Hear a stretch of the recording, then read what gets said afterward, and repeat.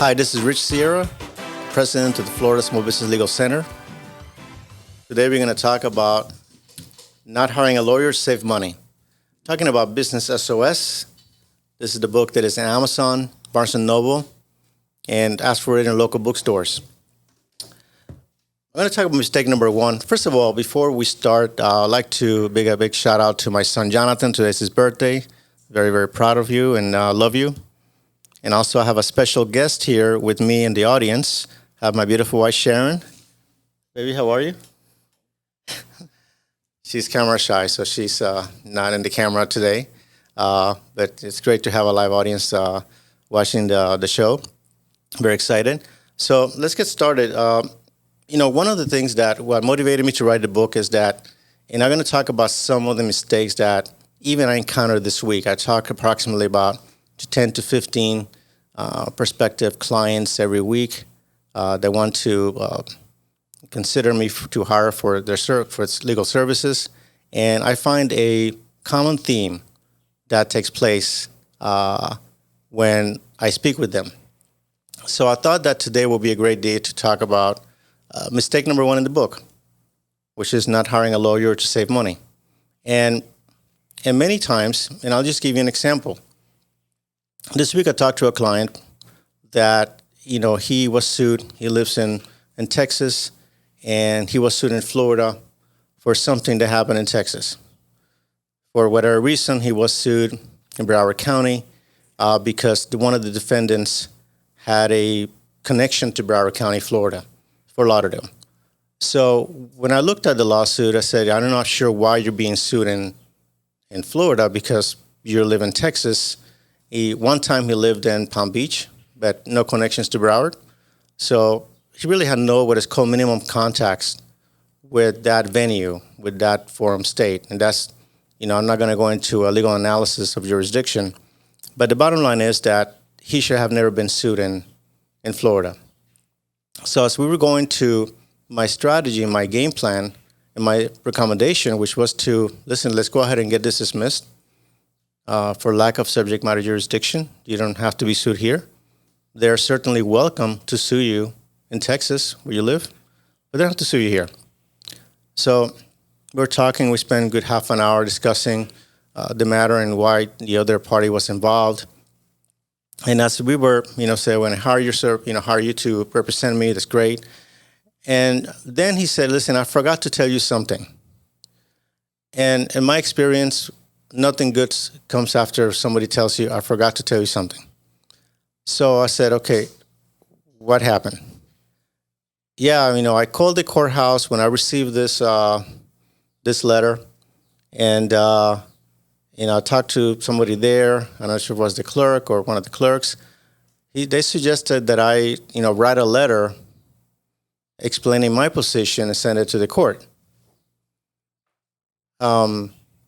And he said, also, I talked to a friend of mine that works for a law firm here, and she works as a paralegal, and she suggested I do the same thing. And so I had a big pause, and I said, that's a very, very big mistake. You should have never done that. I said, specifically what this letter contained. What did you write in this letter? And he said, yeah, I just kind of explained my position. I explained the other party was at fault. It had nothing to do with it. That the party people knew that I live in Texas. I should have never been sued there. And it was a kind of a long letter.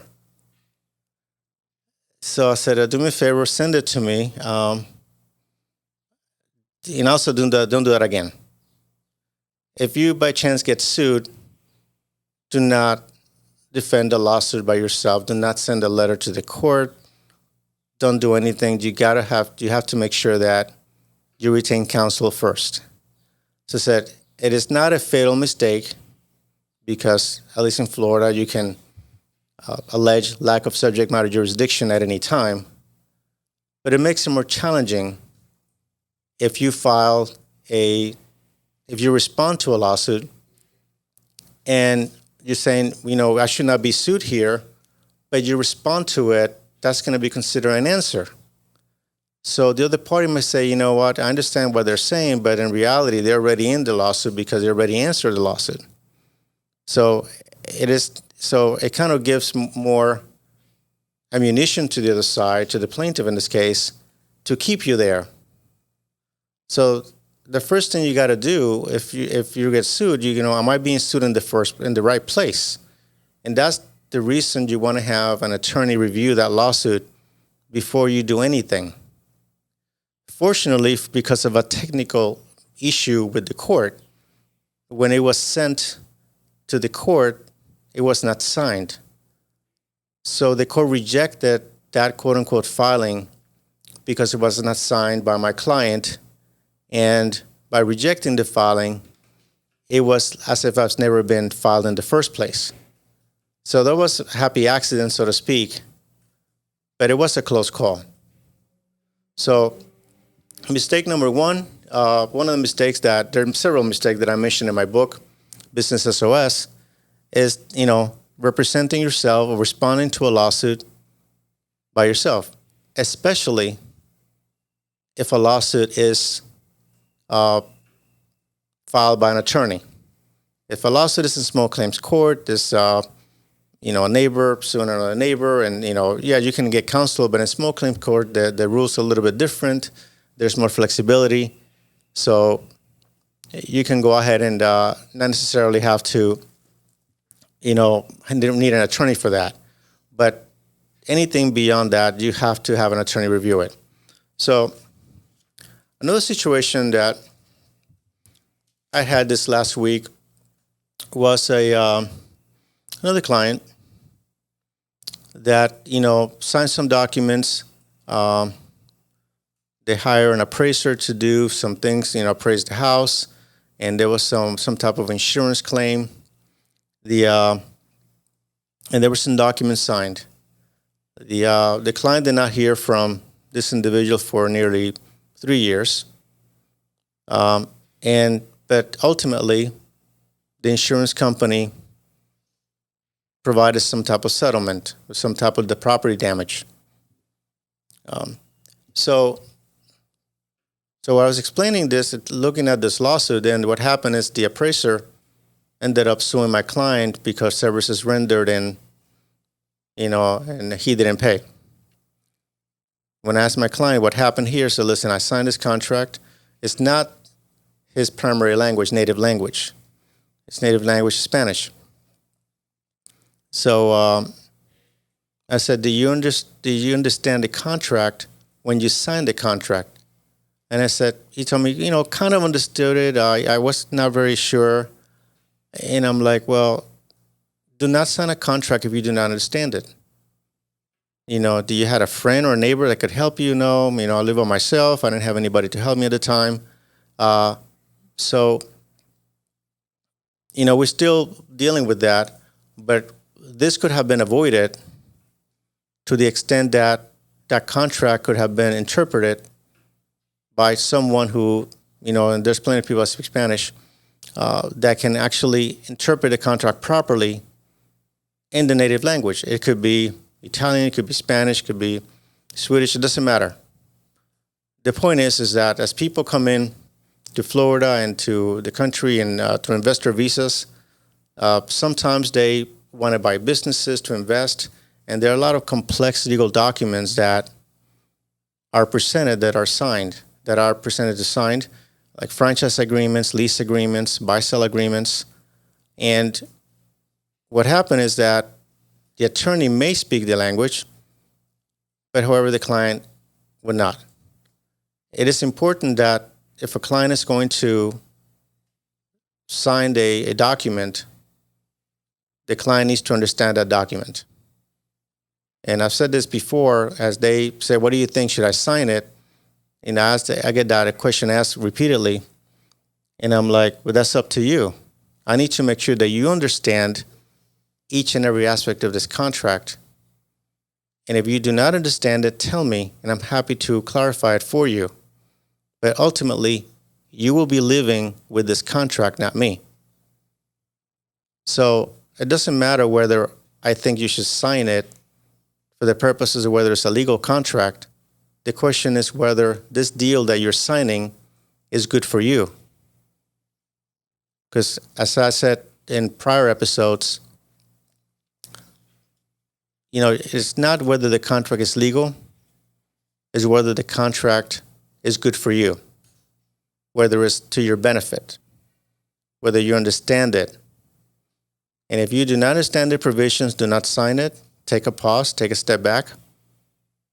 You can now, it's so easy with Google translators or with the various different software and applications that you can actually take a document, cut and paste it into a different application, and then you have the document, for the most part, interpreted, translated into your native language. So at the very least, get the proper assistance, get the proper help. There's plenty of people available. It's simply a matter of having the motivation and the initiative to do so. That goes also with contracts in general. The contracts are drafted for the most part, especially in commercial transactions, by attorneys. So if you're a business owner, you're about to buy a business, and in fact, I had another consultation this week of a client that wanted to sell her business, was a franchise, and they want a quote-unquote a simple contract. Contracts are not that simple. Contracts are, contract law is very complex, very technical. The simplicity comes into the language and how clear the terms are. So I asked about, tell me a little bit more about a transaction. It's going to be a cash deal. There's some due diligence. We want to close sometime at the end of the year, December. And today is June. June 9 to be exact. So I'm like, well, you're talking about a 6-month period, and a lot of things can happen in 6 months because you need to run the business the way it is today for the next 6 months and guarantee, for the most part, assure the buyer that there's not going to be any material changes in that business all the way through the end of the year. So you can have a letter of intent, you can have an asset purchase agreement, and they also would like to continue having due diligence all the way through the maybe 15 days before the closing to make sure that nothing is changed. So we left it at that, and then I'll explain, what I could do, and, we'll talk sometime in the future. But the point is this, you have to have clarity. When you're going to basically buy or sell a business, get an attorney. It is complex, it is difficult, and it should not be done. It's not something you download from the web to save a few $100s. Again, that is my opinion.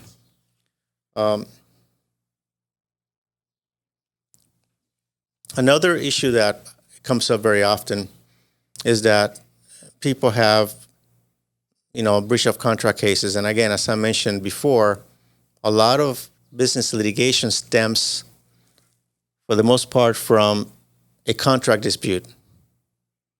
It could be an oral contract, it could be a written contract, but it's usually a contract dispute. It's somebody that, either they agreed to do something and then somebody had the perception that somebody breached the contract. So it's usually a disagreement that involves some type of money or obligation. So they go on the web and they look for answers, and there's a lot of good information out there. A lot of attorneys write blogs and they give you a lot of good information.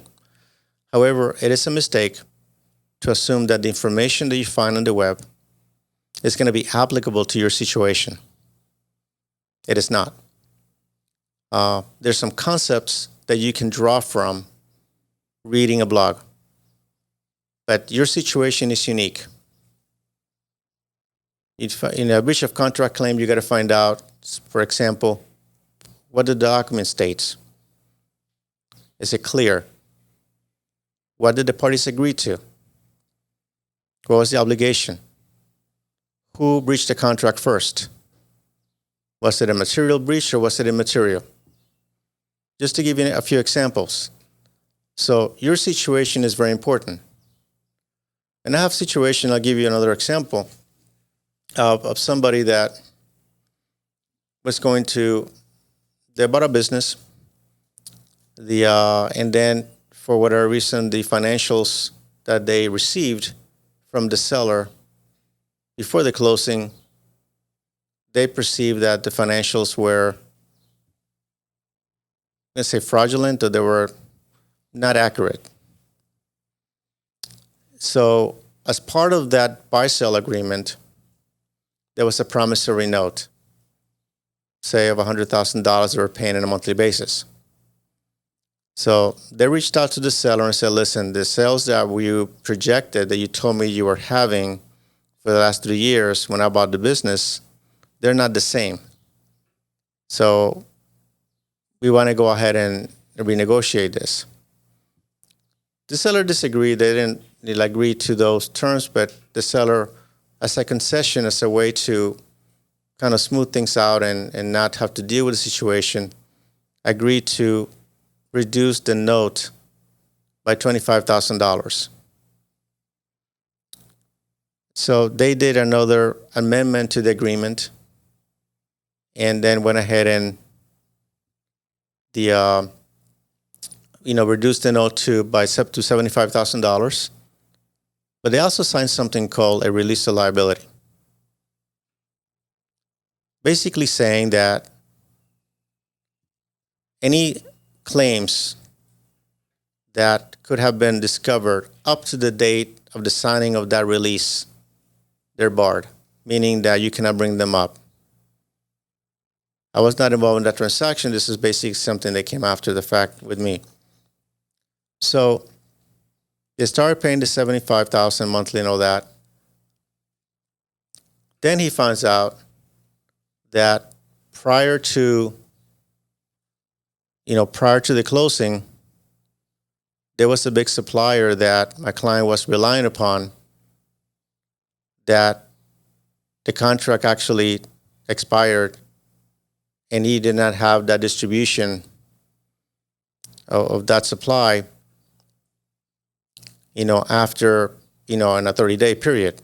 This is an online company that they were basically selling products, but they were relying on this big supplier. So they came to me and I said, what should we do? So I looked at the facts and I said, you have a problem. Sometimes I don't give good news, and sorry about that, but that's the way it works. So, and I said, listen, this is what you have here, okay?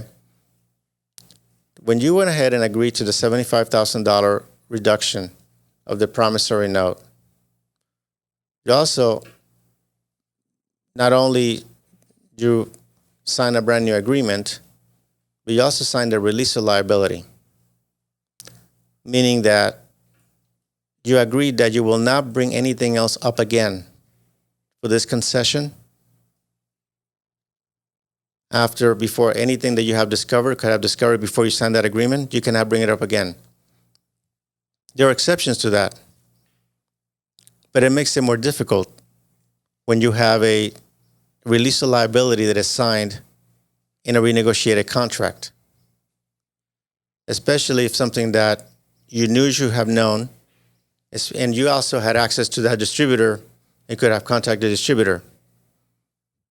Doesn't mean that you are completely out of luck, because you can claim what is called negligent misrepresentation. You can claim fraud and inducement, but it makes it more difficult to pursue a breach of contract claim when there's a release of liability involved. Excuse me a second.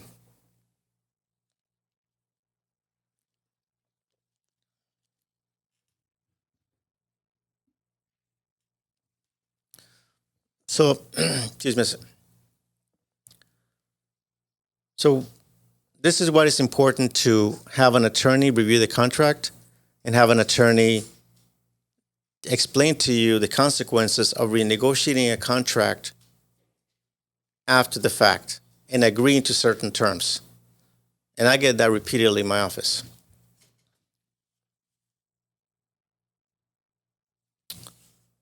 Another common mistake that I see, and people well intended, and it's mistake number 3 in my, with the mistake number 1 of the book, is consulting with a friend, family member, neighbor, relative who is in a legal professional. And those things can end up badly. And sometimes they do. people well intended. People have great, especially friends, neighbors, and family members. They have great intentions to assist. But there's certain things that should be left to professionals. I will say medicine is one of them, and obviously law is another one. Number one, the conversation with an attorney is confidential and privileged, and nobody can go ahead and ask you to. You can ask a lawyer to testify about that conversation, and also nobody can ask you to talk about the conversation you had with the attorney.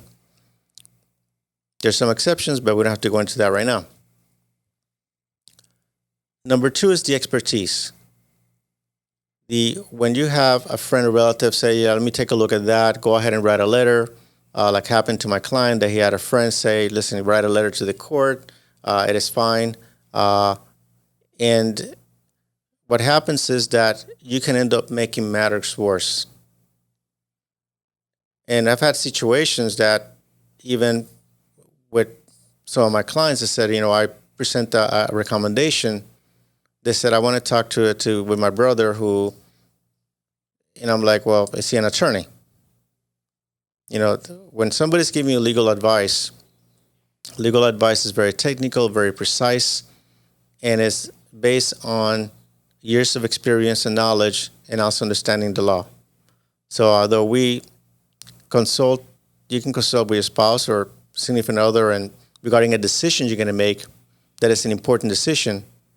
But talking about a legal option, a legal advice should be left to an attorney. And another issue that I run into, which I believe is also a mistake, is that shopping for an attorney based on price. And I understand that everybody wants to get a good deal, and that is fine. Nothing wrong with that. But the issue that I have is that when you're looking, price is the determining factor to seeking an attorney. It becomes, your legal issue is very unique and very important. And expertise costs. Expertise costs money. Excellence costs money. And my take on this is that if you pay well at the beginning for the services that you're going to be receiving, specifically an attorney, you're going to be better off than that price being the determining factor. And that, again, that's my opinion. But price should not be a determining factor. Obviously, if there's certain budget limitations that you may have, that's fair. But all things being equal, you want to make sure you get the person that is qualified to help you with your legal problem, has its experience to help you with it, has handled that type of situation before, and you feel comfortable with that attorney to discuss your legal matter and have a level of trust and confidence and comfort that attorney is going to help you get through whatever legal problem you're facing at the time as fast as efficiently as possible. And there's open communication between you and your attorney. Those are the key things that I believe make a very productive attorney-client relationship.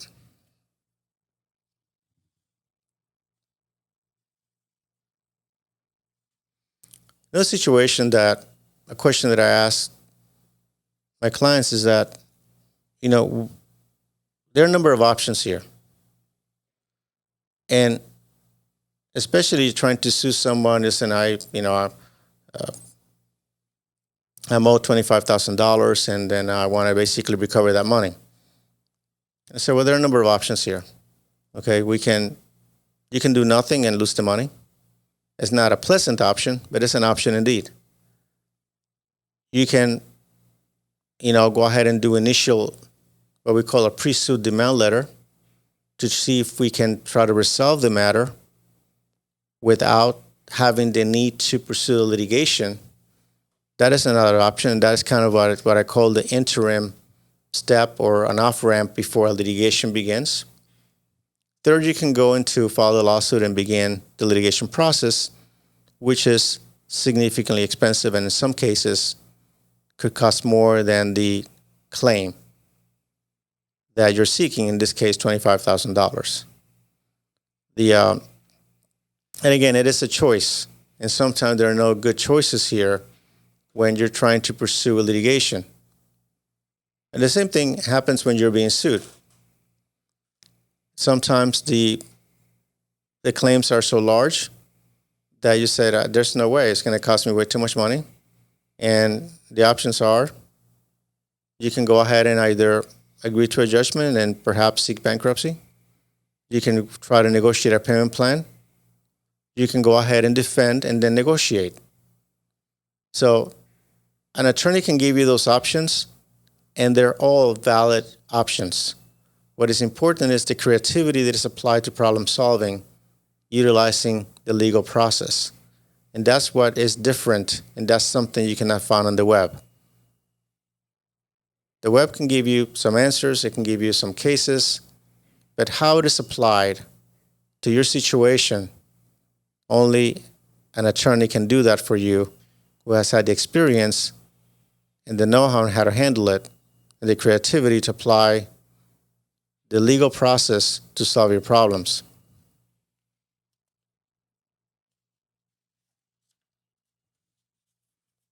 Just to make one point, that what I'm sharing with you today in episode 3, actually it's episode 3 or 4,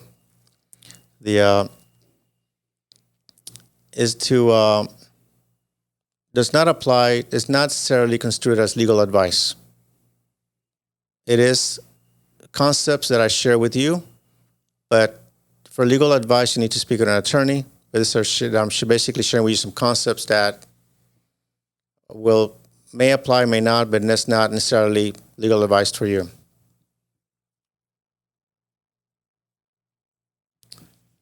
I want to share with you, before I close, some questions that I ask my clients in an initial consultation. And I think that these are points that I think might be helpful to you as you have your first meeting with your attorney, what information to bring. And I think that if I share, you get a point, any point from today is that when you speak with an attorney, bring the information, bring the good, the bad, and the ugly. We can handle it. Do not withhold back information from your attorney thinking that might be embarrassing, thinking that, it might not be important. Just tell us. Just go ahead and tell the information. We're here to help. We want to know. I'd rather have bad news given to me right at the very beginning of the case, because then I can figure out how to address that, as opposed to telling me much later, I forgot to tell you something, and I'm already 6 months in. Because then to try to reverse that or try to fix that is more difficult. We also have a situation that when you withhold information from an attorney, the other side most likely knows that information. I repeat. When you withhold information from an attorney, the other side most likely knows that information and it's going to come out. And, I'll give you a quick example. I had a client a few years ago that was alleging that he didn't get paid the right amount pursuant to a contract. It was a software developer. And, I went ahead and sent this long demand letter and then saying this is the money that is owed, this is the money that should be paid to this client. And then I end up getting a letter back, say, well, not only we paid him, but he has a lot of materials and some computer equipment that he has not returned. I did not know that. So, and there's a letter as well to that effect. So that correspondence would have been important to me right at the beginning, so I would have strategized it a lot better. And there was another example that this deal with an alarm company a few years ago, that a client basically closed his alarm company, and then one of the employees decided to go on his own and take some of those clients. And the way information was given to me was that, he didn't really close it. He was basically going through a transition, and he wanted to move to a different company. So, and he said he was not aware of, that his technician was taking these clients. So again, I sent this demand letter to the opposing side, claiming that they're interfering with our business relationship, they're stealing clients, et cetera, et cetera. Then I came to find out the opposing counsel sent me an email, which my client sent to all his clients, telling him, hey, just to let you know, I'm making a change. I'm closing the company down. I did not know that. So, needless to say, it didn't go well. Because would have I known that information beforehand, it would have been a different approach, or perhaps not even send the letter in the first place. So, by being forthcoming with your attorney, even with bad news, is fine.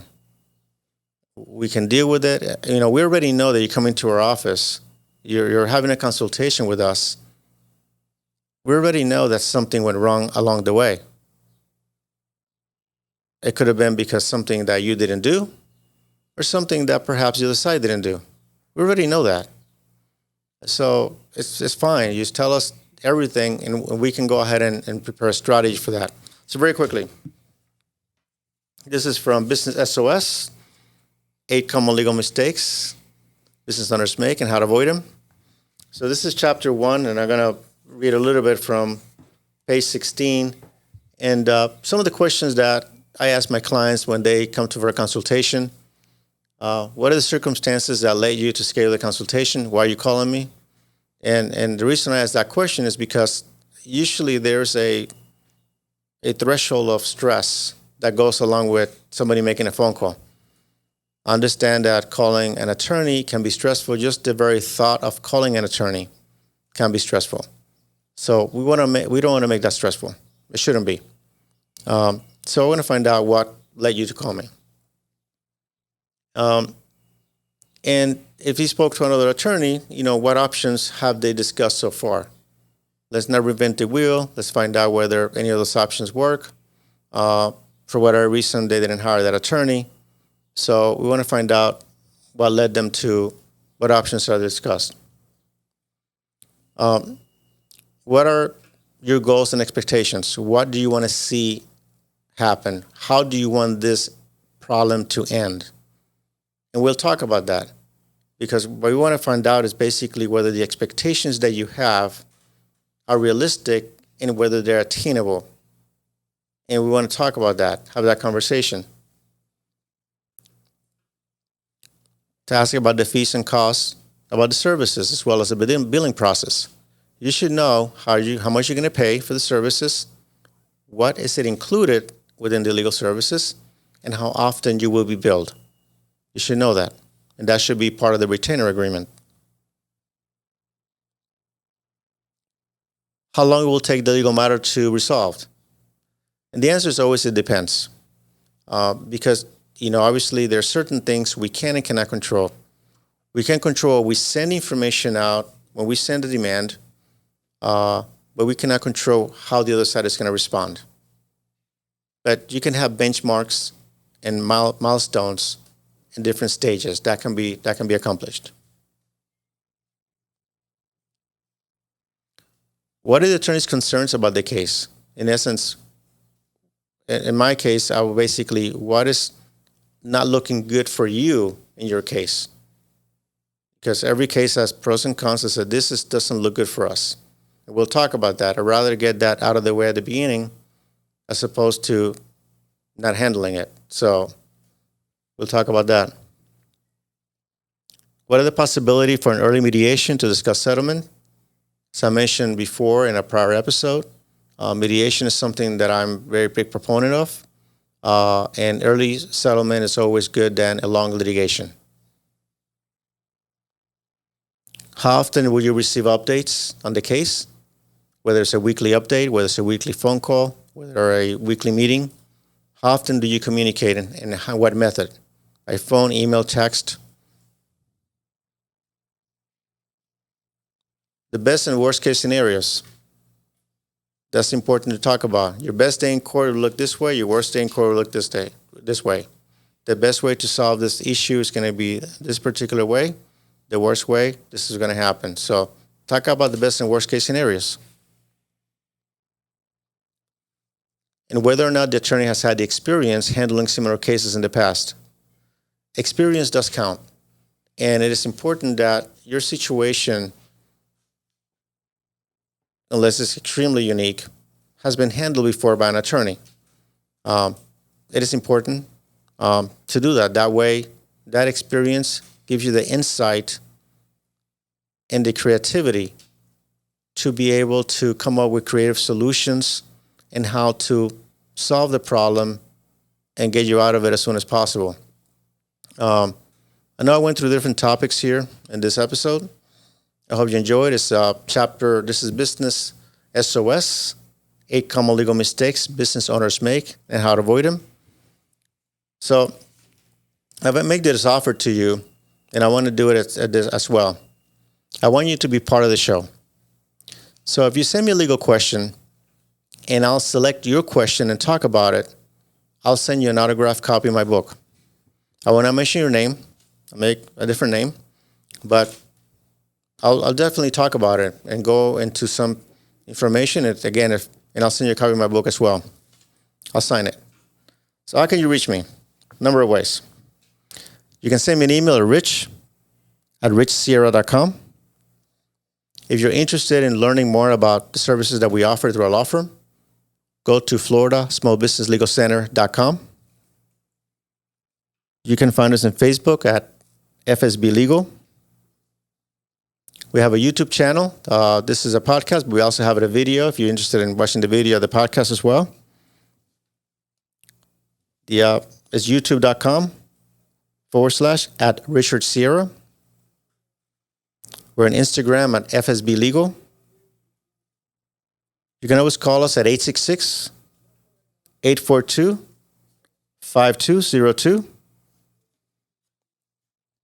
Also remember that Business SOS, 8 common legal mistakes business owners make and how to avoid them, is available on Amazon, Barnes & Noble. You can ask for it at your local bookstores. If you like the podcast, I'll ask you to please give us a 5-star review. If you'd like to write something about it, please do.